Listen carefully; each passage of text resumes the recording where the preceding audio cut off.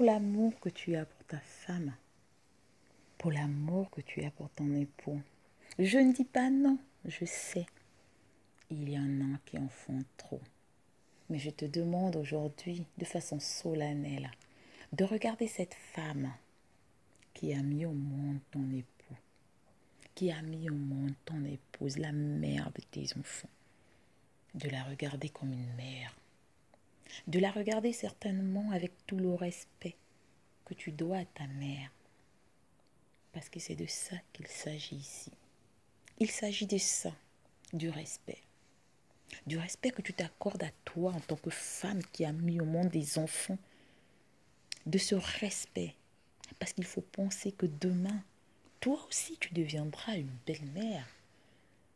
Tu es une belle-mère, un beau-père en devenir. Je n'ai jamais compris cette histoire. Les gens vous diront toujours qu'ils ont des problèmes avec leur belle-mère. Personne ne m'a déjà dit un jour qu'il avait des problèmes avec son beau-père. C'est quand même extraordinaire. Et c'est quelque chose à pousser. C'est quelque chose à comprendre. Pourquoi on n'a pas des problèmes avec nos beaux-pères, mais toujours avec nos belles-mères? Bizarre, non? Parce que nous voulons prendre la place de femme dans la vie de notre époux. Nous voulons qu'en dehors de nous, il n'existe plus de femmes, il n'existe que nous comme femmes. Mais ce n'est pas possible. Sa première femme a été sa mère, et ça le restera. Et pour celles qui ont l'habitude de dire, tu fais un choix. Aujourd'hui, moi, si j'étais un homme, je ferais le choix de ma mère. Je ne ferais jamais le choix de toi. Parce que si tu arrives à dire à un homme que tu fais le choix, ça veut dire que tu n'as rien compris. Sans cette femme, cet homme n'existera pas. Sans cette femme, cet homme ne verra jamais l'univers. Sans cette femme, il t'aurait jamais rencontré. Essaye de te dire ça un seul instant. Dans ta colère, dans ton irrespect. Essaye de te dire, elle ne l'aurait pas mise au monde, je ne l'aurais jamais rencontrée. Respecte cette femme qui a mis au monde ton époux, qui a mis au monde ton épouse. Oui, elle est difficile, je comprends. Oui, elle est intransigeante, je comprends. Oui, elle n'est pas facile à vivre, je te comprends.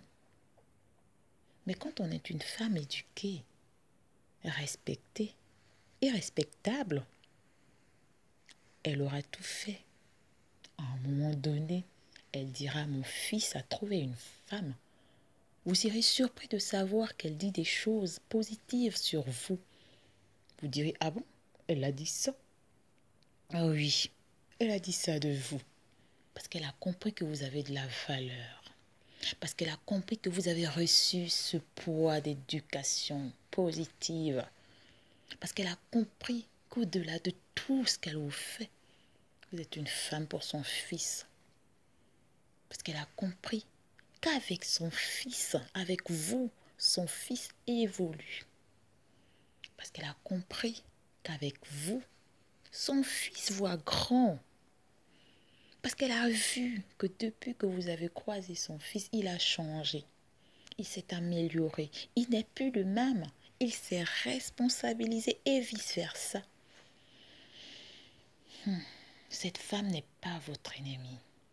Oui. Vous devez être des alliés. Pas des copines. Oh non. Vous ne serez jamais la copine de votre belle-mère parce que vous n'êtes pas la meilleure amie de votre mère.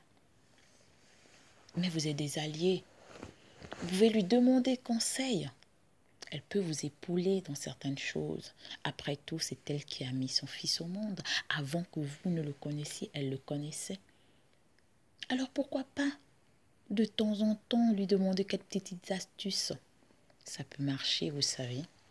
Les mères, elles savent toujours ce que leur fils a mangé, ce que leur fils adore. Avant que vous ne le découvriez dans la maison, dans votre éducation de couple, elle peut vous dire, et ne voyez pas ça en mal.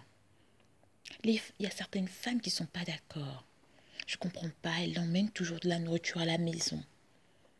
Et après, mon mari ne mange pas ce que je prépare pour faire manger la nourriture de sa mère. C'est une bonne chose pour toi. Normalement, ce que tu devrais faire, c'est d'aller demander la recette à ta belle-mère et regarder comment elle le fait et que tu le reproduises de la même façon à la maison. Certes, au début, ce ne sera pas pareil, mais ça marche. Tu reproduis la même recette pour que quand sa mère arrive ou quand tu le fais à la maison, il n'y a aucune différence.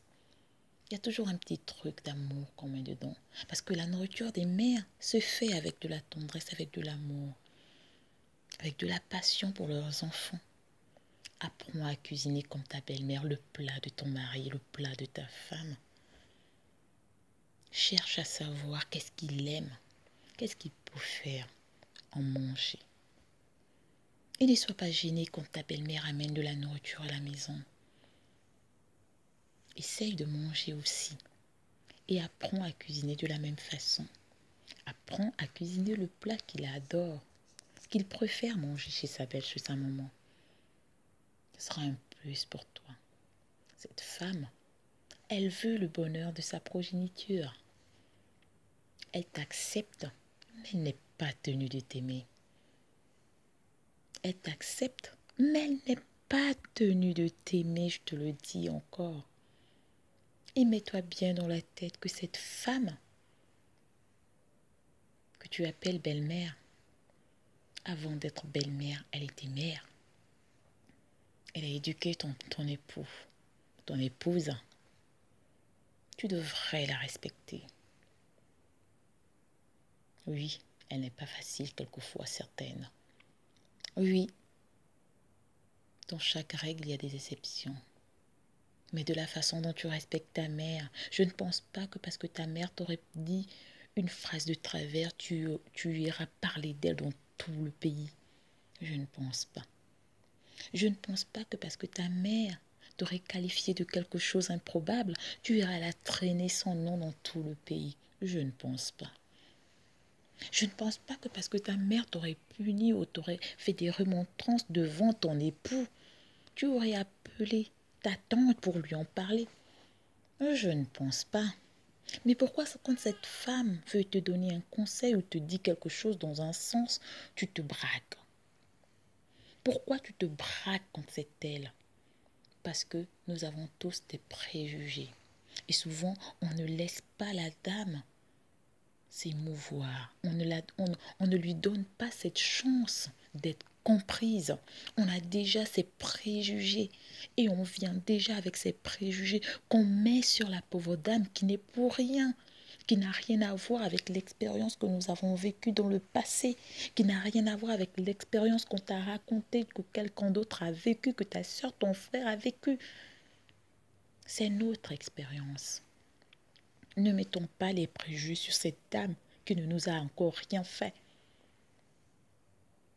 Essayez de connaître cette personne et vous découvrirez que c'est des personnes bien, que c'est des femmes, c'est des mères et que tout ce qu'elles souhaitent, c'est le bonheur de leur progéniture. Elles souhaitent que leurs fils, leurs filles trouvent des personnes bien.